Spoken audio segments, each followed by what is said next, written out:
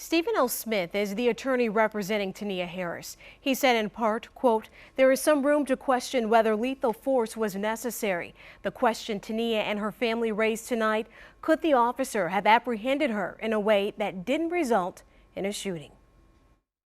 They coming down the middle to get the bullets out. Tania Harris says these scars left by bullets are now linked to her journey. One bullet, It kind of split my liver a little bit. the other. It had fractured my hip bone. But she says her invisible scars are the hardest to heal. The more I talk about it and express myself, it's helping me get over it more. It happened April 16th.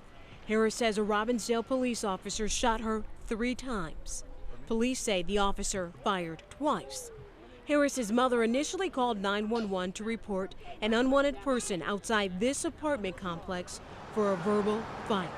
But Thursday, after a 4-month investigation, Robbinsdale police issued a statement saying in part, quote, "The shooting was justified under Minnesota's use of deadly force statutes." That investigation included talking to witnesses and officers on the scene. When the officer fired, police say Harris was holding this 8-inch butcher knife. She yells out, "I'm going to kill you." That's the voice of Robbinsdale Police Chief Jim Franzen.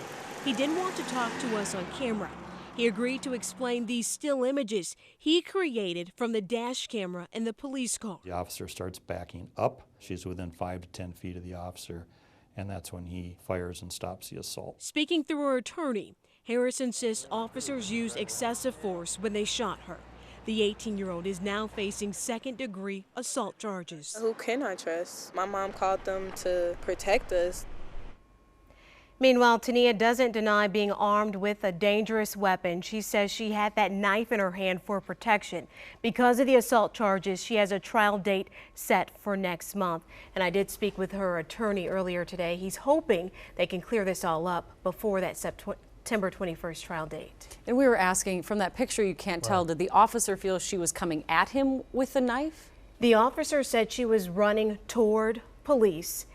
The officer, what you don't see in that picture, according to police, that officer stepped back, gave the command again, telling her to drop the weapon.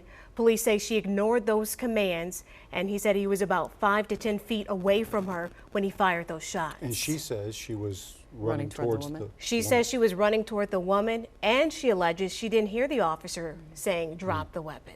All right. Thanks so much for the update on the case, Adrienne. Thanks, Adrienne. Well, new at 10.